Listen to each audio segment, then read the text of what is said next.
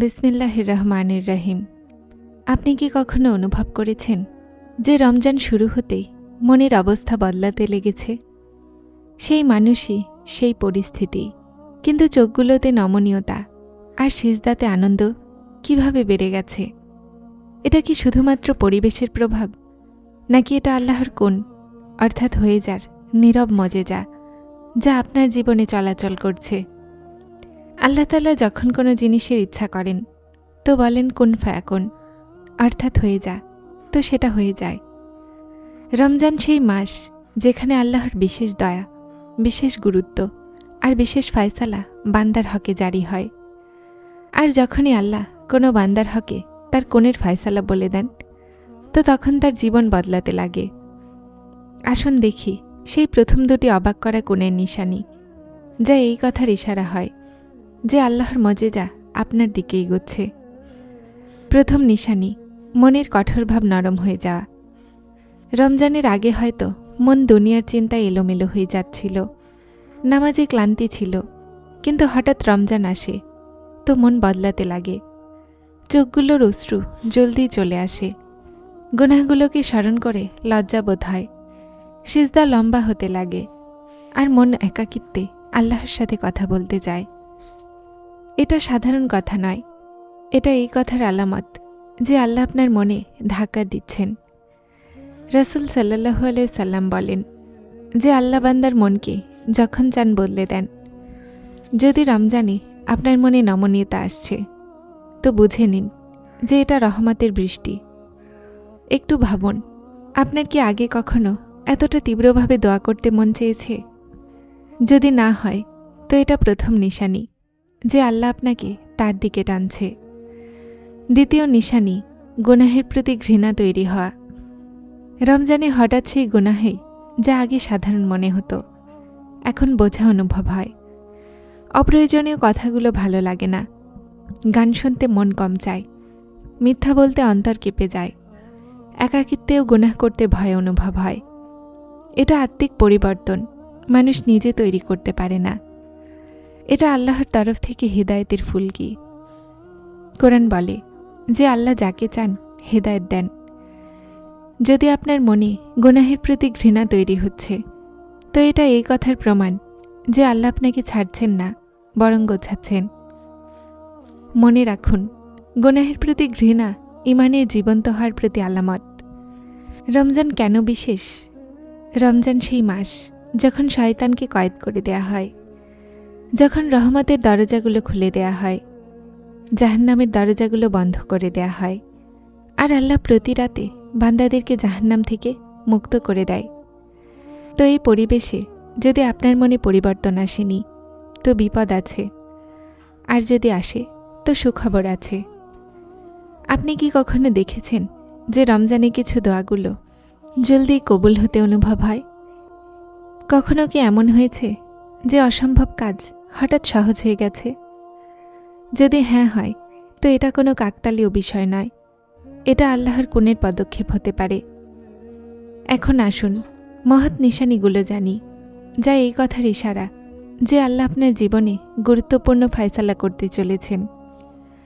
তৃতীয় নিশানি, দোয়াতে আনন্দ আর বিশ্বাস পয়দা হওয়া। রমজানে হঠাৎ দোয়া বদলে যায়। আগে দোয়া আনুষ্ঠানিক ছিল, এখন দোয়া কষ্টে বদলে যায়। আগে শব্দগুলো দুর্বল ছিল, এখন মন বলতে লাগে। আপনি অনুভব করেন যে হাতগুলো তুলতেই মন কেঁপে ওঠে, চোখগুলো নমনীয় হয়ে যায়, আর বিশ্বাস থাকে যে আল্লাহ শুনছেন। এই বিশ্বাস সাধারণ জিনিস নয়, এটা আল্লাহর বিশেষ ইশারা। কোরআনে আল্লাহ বলেন, আমি নিকটে থাকি, যখন তারা আমাকে ডাকে তো আমি তাদের ডাকের জবাব দিই। যদি রমজানে আপনার মনের গভীরতা আর বিশ্বাস এসে গেছে, তো বুঝে নিন কবুলিয়তের দরজা খুলতে চলেছে। নিজেকে প্রশ্ন করুন যে এইবার দোয়া করতে গিয়ে আমার আল্লাহর রহমত বেশি অনুভব হচ্ছে। চতুর্থ নিশানি, রিজিক আর সমস্যায় স্বস্তি আসা। কখনো এমন হয় যে রমজানে থেমে যাওয়া কাজ সহজ হয়ে যায়, রিজিকে বরকত অনুভব হয়, ঘরোয়া ঝগড়া কম হয়ে যায়, মনের বোঝা হালকা হয়ে যায়। এই সব কিছু শুধুমাত্র প্রকাশ্য পরিস্থিতি হয় না, এটা আল্লাহর তরফ থেকে রাস্তা উজ্জ্বল হওয়ার আলামত হতে পারে। যখন আল্লাহ কোন বলেন তো তিনি বন্ধ দরজা খুলে দেন, এমন রাস্তা তৈরি করেন যেখানে মানুষ ভাবতেও পারে না। মনে রাখুন, বরকত শুধুমাত্র টাকাতেই থাকে না, বরকত শান্তিতে থাকে, সম্পর্কে থাকে, সময়ে থাকে। যদি আপনি নামাজকে শক্ত করে ধরে না রাখেন, কোরআনের সাথে সম্পর্ক না জোড়েন, আর তওবাকে সত্য না করেন, তো এই কারণ সাধারণ হতে পারে না। আল্লাহর কোন তখন পরিপূর্ণ মজেজা হয় যখন বান্দা কদম সামনে ফেলে। কখনো কি এমন হয়েছে যে রমজানে আপনার অতীতের গুনাহ তীব্রভাবে মনে পড়েছে? মনে কি এই অনুভূতি জেগেছে যে এখন বাস আমাকে বদলাতে হবে? যদি এই কারণ আপনার উপরে প্রভাব ফেলে, তো হতে পারে আল্লাহ আপনাকে নতুন জীবন দিতে চলেছেন। এতক্ষণ পর্যন্ত আমরা 4টি নিশানি বয়ান করেছি। আসুন আজ ওই 2টি অবাক করা নিশানিগুলো শুনি, যা এই কথার ঘোষণা হয় যে আল্লাহর কোন আপনার হকে এসে গেছে। 5ম নিশানি, একাকিত্বে আল্লাহর স্মরণ বেড়ে যা। রমজানে কখনো কখনো এমন হয় যে রাতে ঘুম ভেঙে যায় আর মন চায় 2 রাকাত নামাজ পড়ে নেই। একাকিত্বে বসে মানুষ নিজেকে প্রশ্ন করতে লাগে, যখন দুনিয়া থেকে সরে গিয়ে আখিরাতের দিকে ঝুঁকতে লাগে। এই পরিবর্তন খুব বড় আলামত, কেননা আসল ঈমানের লক্ষণ এটাই যে বান্দা একাকিত্বে কেমন। যদি একাকিত্বেও মন আল্লাহকে স্মরণ করে, তো বুঝে নিন আল্লাহ আপনাকে তার বানাচ্ছেন। এই কৈফিয়ত সবার নসিব হয় না, এটা সেই মানুষেরা পায় যাদেরকে আল্লাহ নিকটবর্তী করতে চান। ভাবুন, আপনার রাতগুলো কি বদলাচ্ছে? আপনার মনে কি নীরবতা ছাড়া রাতে আল্লাহর জিকির বেড়ে গেছে? যদি হ্যাঁ হয় তো এটা 5ম নিশানি। 6ষ্ঠ নিশানি, দুনিয়ার ভালোবাসা কম আর আখিরাতের চিন্তা বেশি হওয়া। আগে হয়তো সমস্ত চিন্তা এটাই ছিল যে মানুষ কি বলবে, কত সম্পদ করেছ, কত নাম কামিয়েছ। কিন্তু রমজানে মন হঠাৎ প্রশ্ন করতে লাগে, আমার কবরে কি হবে? কিয়ামতের দিন আমার কি হাল হবে? আল্লাহ কি আমার উপরে রাজি আছেন? এই ভাবনা সাধারণ হয় না, এটা আল্লাহর তরফ থেকে সচেতনতার আলামত।